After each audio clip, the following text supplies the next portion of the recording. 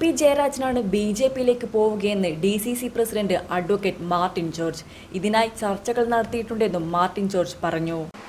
ഇത് ഓരോ തെരഞ്ഞെടുപ്പും ആരാണ് ബി.ജെ.പിയെ സഹായിക്കുന്നത് എന്നുള്ളത് കെ സുരേന്ദ്രൻ്റെ പത്രസമ്മേളനത്തിൽ വ്യക്തമായില്ലേ. ഇപ്പം എന്താ പറഞ്ഞത്? പാലക്കാട് ബൈ ഇലക്ഷൻ നടക്കില്ല എന്ന് പറയുമ്പോൾ ബി.ജെ.പി കാൻഡിഡേറ്റ് എങ്ങനെയായാലും വടകരയെ വിജയിക്കില്ല എന്നത് ആ സ്ഥാനാർത്ഥിക്ക് പോലും അറിയാം. അപ്പോൾ ആര് വിജയിക്കുമെന്നാണ് പറയുന്നത്? ശൈല ടീച്ചർ വിജയിക്കും. അപ്പോൾ ആ വോട്ട് അവിടെ ചെയ്യാൻ വേണ്ടി തീരുമാനിച്ചിട്ടാണ് സുരേന്ദ്രൻ ഈ പ്രസ്താവന നടത്തുന്നത്. പക്ഷേ ചിത്രം മാറി. അവിടെ നടന്ന കാര്യങ്ങളെല്ലാം എടുത്ത് പരിശോധിക്കുമ്പോൾ വൻ ഭൂരിപക്ഷത്തിൽ വലിയ കേരളത്തിൽ തന്നെ ഏറ്റവും വലിയ ലീഡിലേക്ക് വരുന്ന ഒരു വിജയം ഷാഫി പറമ്പലിന് വരുമെന്ന കാര്യത്തിൽ സംശയമില്ല. അപ്പോൾ ആരാണ് ഇവിടെ ബി.ജെ.പി ബന്ധമുള്ളത്? ആരാണ്? ഇപ്പോൾ പി ജയരാജൻ ബി.ജെ.പിയിലേക്ക് പോകാൻ വേണ്ടി ചർച്ച നടത്തിയിട്ടുണ്ട് എന്നുള്ളത് പുറത്തു വന്നിരിക്കുന്നു. ശോഭാ സുരേന്ദ്രനും അതുപോലെ തന്നെ രാജീവ് ചന്ദ്രശേഖരുമാണ് ഗൾഫിൽ വെച്ച് ഇടനിലമായി ചർച്ച നടത്തിയിരിക്കുന്നതെന്ന് പുറത്തു വന്നിരിക്കുകയാണ്. അപ്പോൾ പി ജയരാജനെ പോലെയുള്ളവരാണ് പോകാൻ വേണ്ടി കാത്തു നിൽക്കുന്നത്. പിണറായി വിജയൻ ഇതുവരെ ബി.ജെ.പിക്കെതിരെ ഒരു സ്റ്റേറ്റ്മെൻറ്റ് നരേന്ദ്രമോദിക്കെതിരെ എന്തെങ്കിലും പറഞ്ഞിട്ടുണ്ടോ?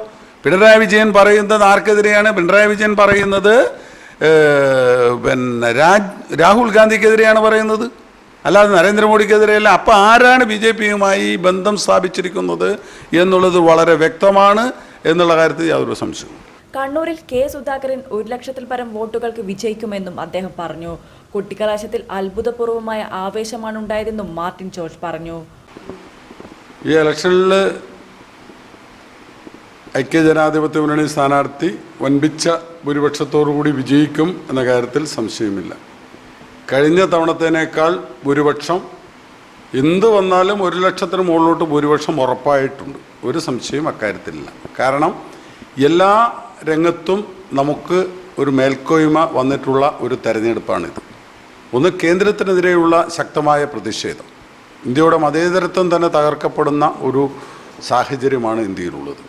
അതോടൊപ്പം തന്നെ ഇന്ത്യയുടെ ഭരണഘടനയെ പിച്ചിച്ചീറുന്ന ഒരു സമീപനമാണ് നരേന്ദ്രമോദി. ഇതൊക്കെ ഇവിടെയുള്ള മതേതര വിശ്വാസികൾ ആശങ്കയോടുകൂടി നോക്കിക്കാണുന്ന ഒരു തെരഞ്ഞെടുപ്പ് എന്നുകൊണ്ട് തന്നെ കേന്ദ്ര ഗവൺമെൻറ്റിനെതിരെയുള്ള ഒരു വിധിയെഴുത്തും കേരളത്തെ സംബന്ധിച്ചിടത്തോളം പിണറായി വിജയൻ്റെ അഴിമതി, അതുപോലെ തന്നെ എല്ലാ രംഗത്തും വിലവർദ്ധനവ് കടന്നു വന്നിരിക്കുന്നു. എല്ലാ രംഗത്തും തകർത്ത